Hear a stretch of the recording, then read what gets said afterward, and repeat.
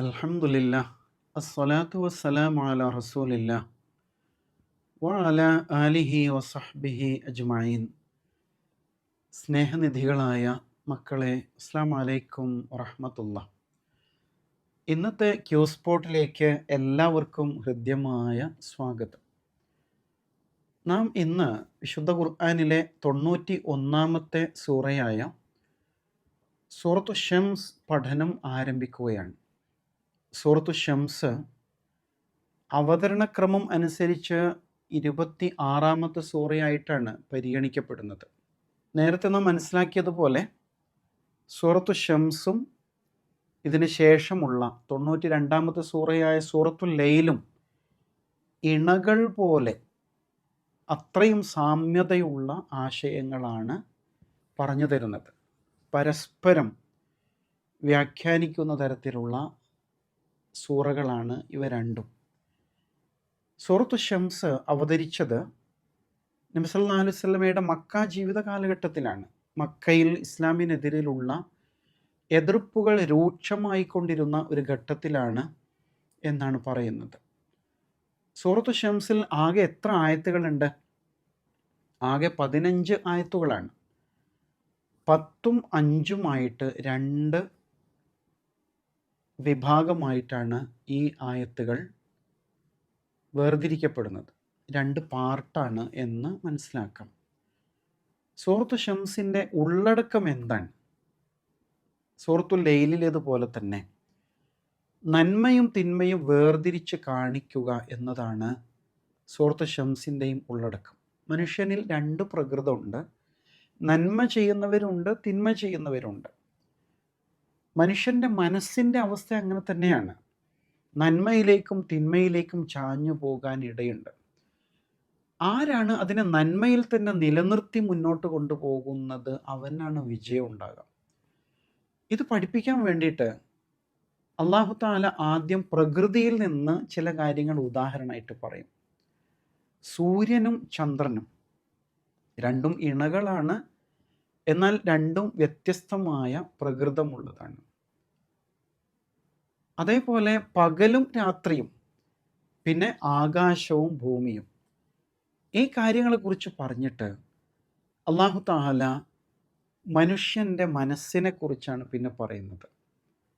ആ മനസ്സിൽ നന്മയും തിന്മയും തോന്നിപ്പിക്കുന്ന അവസ്ഥയുണ്ട്. ആരാണ് അതിലെ നന്മയെ കൂടുതലായിട്ട് ശുദ്ധീകരിച്ചെടുക്കുന്നത്, വികസിപ്പിച്ചെടുക്കുന്നത്, അയാളാണ് വിജയിക്കുക.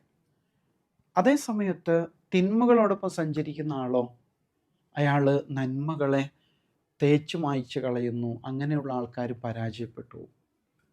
ഇതാണ് ആദ്യത്തെ 10 ആയത്തുകളിലെ ആശയം. പിന്നീട് അല്ലാഹു തആല ഇങ്ങനെ പരാജയപ്പെട്ടു പോകുന്ന, നന്മയെ തുടച്ചു മായ്ച്ച് തിന്മയുടെ ആൾക്കാരായി മാറുന്ന വിഭാഗത്തിന് ചരിത്രത്തിൽ നിന്നൊരു ഉദാഹരണം പറഞ്ഞു തരാൻ. ആരെക്കുറിച്ചാണ് പറയുന്നത്? സമൂദ് ഗോത്രം എന്നൊരു ഗോത്രത്തെക്കുറിച്ച് കേട്ടിട്ടില്ലേ? ആദ്, സമൂദ്, ഇങ്ങനെയുള്ള ഗോത്രങ്ങൾ. അതിൽ സമൂദ് വളരെ ശക്തരായ വിഭാഗമായിരുന്നു. അവരിലേക്ക് അല്ലാഹു സ്വാലിഹ് അലൈഹിസ്സലാം എന്ന പ്രവാചകനെ അയച്ചു. പക്ഷെ ആ പ്രവാചകനെ അവർ തള്ളിപ്പറഞ്ഞു. അത് മുഖേന അവർ നശിപ്പിക്കപ്പെട്ടു എന്ന് അല്ലാഹു തആല ഈ സൂറയിൽ അവസാന ഭാഗത്ത് പറയുന്നുണ്ട്. ഇങ്ങനെ 2 ഭാഗമായിട്ടാണ് ഈ സൂറ വേർതിരിഞ്ഞു നിൽക്കുന്നത് എന്ന് കാണാൻ സാധിക്കും. സൂറത്തു ഷംസ് പാരായണം ചെയ്യാൻ വളരെ സൗകര്യമുള്ള ഒരു സൂറയാണ്. പഠിക്കാനും വളരെ എളുപ്പമാണ്, അല്ലേ? ഈ സൂറയുടെ ഒരു പ്രത്യേകത എന്താണ്? എല്ലാ ആയത്തുകളും ഹാ എന്ന അക്ഷരത്തിൽ അവസാനിക്കുന്നു. ഹാവും അതിൻ്റെ കൂടെ അലിഫും ചേർന്നുകൊണ്ട് അങ്ങനെയുള്ള ഒരു സർവനാമത്തിലാണ് ഈ സൂറയിലെ എല്ലാ ആയത്തുകളും അവസാനിക്കുന്നത്. അതോടൊപ്പം തന്നെ അതിൻ്റെ അകത്ത് ആയത്തുകളുടെ ഇടയിലും ചിലപ്പോൾ ഹാ എന്ന വാക്ക് വരുന്നുണ്ട്. അപ്പോൾ മൊത്തം എത്ര ഹാ വരുന്നുണ്ട് എന്ന് എല്ലാവരും എണ്ണി നോക്കിയിട്ട് നോട്ട് ചെയ്യണം എന്നാണ് പ്രത്യേകം ഓർമ്മപ്പെടുത്താനുള്ളത്. നമുക്ക് സൂറത്തു ഷംസിലെ ആദ്യ ആയത്തുകൾ പാരായണം ചെയ്ത് നോക്കാം. അഊദു ബില്ലാഹി മിനശ് ശൈത്വാനിർ റജീം. ബിസ്മില്ലാഹിർ റഹ്മാനിർ റഹീം. വശംസി വദുഹാഹാ والقمر إذا تلاها والنهار إذا جلاها والليل إذا يغشاها والسماء وما بناها والأرض وما طحاها ونفس وما سواها فألهمها فجورها وتقواها قد أفلح من زكاها وقد خاب من دساها. നന്നായിട്ട് പാരായണം ചെയ്ത് പരിശീലിക്കണം. അതേപോലെ തന്നെ ഈ സൂറ ബൈഹാർട്ട് ചെയ്യാൻ വേണ്ടിയിട്ടും പ്രത്യേകം ശ്രദ്ധിക്കണം. നമുക്ക് സൂറയിലേക്ക് കടക്കാം. വശംസി വദുഹാഹ, ഒന്നാമത്തെ ആയത്ത്. സൂറത്തുൽ ലൈൽ പോലെ സൂറത്തുൽ ദുഹ, സൂറത്തുൽ തീൻ, സൂറത്തുൽ അസ്ർ, ഈ സൂറകളൊക്കെ ആരംഭിച്ചതുപോലെ വാവ് കൊണ്ടാണ് ഈ സൂറയിൽ തുടങ്ങുന്നത് അല്ലേ? ഈ വാവിൻ്റെ പേര് വാവുൽ ഖസം, സത്യം ചെയ്യുന്ന വാവാണ്. വശംസ്, സൂര്യനെ കൊണ്ട് സത്യം. സൂര്യൻ നമുക്കൊക്കെ പരിചയമുള്ള ഒരു പ്രതിഭാസമാണ് അല്ലേ? വശംസ്, സൂര്യനെ കൊണ്ട് സത്യം. വ അതോടൊപ്പം ദുഹ, നേരത്തെ സൂറത്ത് ദുഹ നമ്മൾ പഠിച്ചതാണ്. അപ്പം എന്താണ് ദുഹ? നമ്മൾ പകൽ വെളിച്ചം എന്നർത്ഥം പറഞ്ഞിട്ടുണ്ട്. വ ദുഹ, വെളിച്ചത്തെ കൊണ്ടും. ഹാ, അതിൻ്റെ. ഏതിൻ്റെ? സൂര്യൻ്റെ വെളിച്ചം. വശംസി വദുഹ, ഹാ, സൂര്യനെ കൊണ്ട് സത്യം, അതിൻ്റെ വെളിച്ചത്തെ കൊണ്ടും സത്യം എന്നാണ് അർത്ഥം.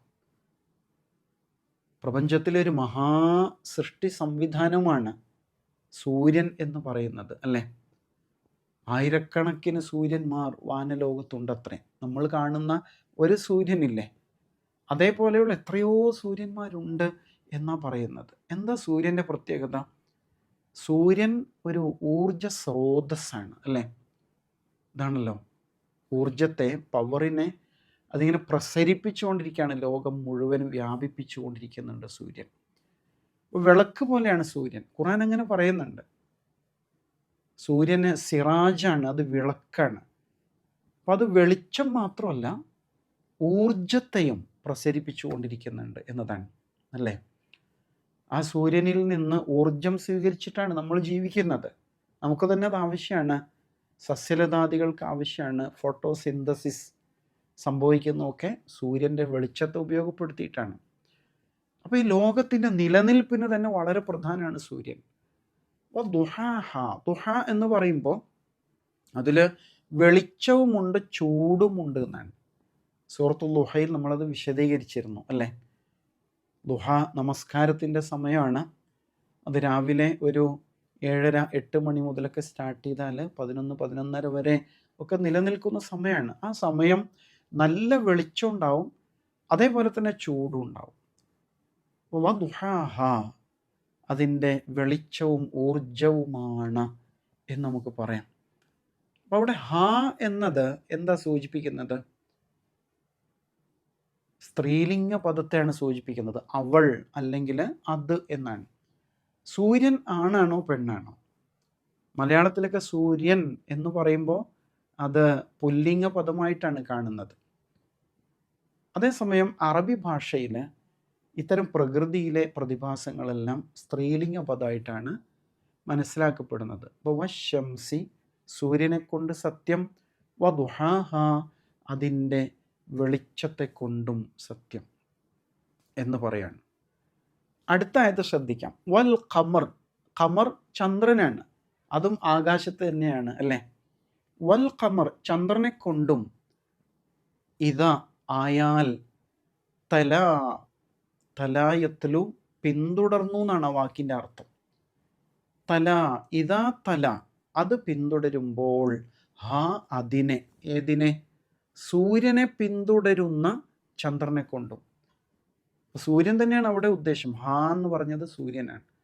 വൽ ഖമരി ഇദാ തലാഹ, അതിനെ സൂര്യനെ പിന്തുടരുന്ന ചന്ദ്രനെ കൊണ്ടും എന്നാണ് അള്ളാഹു രണ്ടാമതായിട്ട് പറയുന്നത്.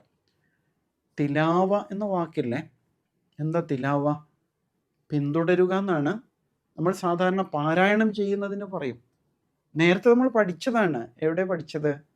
റസൂലും മിനല്ലാഹി യത്ലു സുഹുഫൻ മുതഹ്ഹറ എന്ന് പഠിച്ച് ഓർക്കുന്നില്ലേ? റസൂലും മിനല്ലാഹി യത്ലു സുഹുഫൻ മുതഹ്ഹറ എന്ന് പഠിച്ചിരുന്നു. അപ്പോൾ അവിടെ തലായത്ലു പാരായണം ചെയ്തു എന്നാണ്. അതൊരു പിന്തുടരലാണ്. നമ്മൾ മനസ്സിലാക്കിയിട്ടുണ്ട്. ഒരാൾ വായിക്കുമ്പോൾ അയാളുടെ കണ്ണുകൾ അക്ഷരങ്ങളെ പിന്തുടരുന്നുണ്ട്, അയാളുടെ നാവ് അക്ഷരങ്ങളെ പിന്തുടരുന്നുണ്ട്. അങ്ങനെയാണല്ലോ, അതിൻ്റെ ആശയങ്ങളെയും പിന്തുടരുന്നുണ്ട്. അപ്പോൾ അങ്ങനെ വരുമ്പോൾ സൂര്യനെ പിന്തുടരുന്ന ചന്ദ്രൻ എന്നാണ്.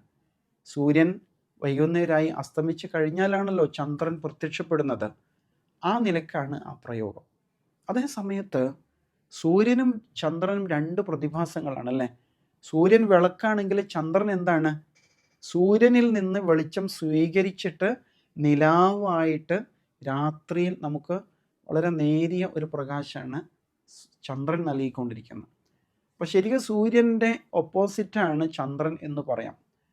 അതേ സമയത്ത് രണ്ടും ഇണകളുമാണ് അല്ലേ, പരസ്പര ബന്ധമുള്ളതാണ്. സൂര്യൻ അസ്തമിക്കുമ്പോൾ ചന്ദ്രൻ വരുന്നു. രണ്ടും വാനലോകത്താണ് സംവിധാനിക്കപ്പെട്ടിരിക്കുന്നത് എന്നതൊക്കെ അതിൻ്റെ പ്രത്യേകതയാണ്. ഏതായാലും ഇവിടെ സൂര്യനും ചന്ദ്രൻ എന്ന് പറയുമ്പോൾ മനുഷ്യനിലെ രണ്ട് പ്രകൃതം, നന്മയും തിന്മയും ചെയ്യുന്നത് പോലെ രണ്ട് തരം അവസ്ഥകൾ മനുഷ്യനിലുണ്ട് എന്ന് കാണിക്കാൻ കൂടിയാണ് അല്ലാഹു തആല ഇവ രണ്ടിനെയും ഇവിടെ ചേർത്ത് പറഞ്ഞിരിക്കുന്നത്. ഇൻഷാ അല്ലാഹ് നമുക്ക് കൂടുതൽ വിശദീകരണങ്ങൾ അടുത്ത ക്ലാസ്സുകളിൽ പ്രതീക്ഷിക്കാം. അല്ലാഹു സുബ്ഹാനഹു വ തആല പ്രാപഞ്ചിക പ്രതിഭാസങ്ങളെക്കുറിച്ച് കൂടുതൽ പഠിച്ചും വിലയിരുത്തിയും കാര്യങ്ങളെ ഉൾക്കൊള്ളുവാൻ വിശുദ്ധ ഖുർആനിനെ, അതിൻ്റെ ഉള്ളടക്കത്തെ മനസ്സിലാക്കാൻ നമുക്ക് തൗഫീഖ് നൽകുമാറാവട്ടെ. വ ആഖിറു ദഅ്വാന അനിൽ ഹംദുലില്ലാഹി റബ്ബിൽ ആലമീൻ. അസ്സലാമു അലൈക്കും വറഹ്മത്തുള്ളാഹി.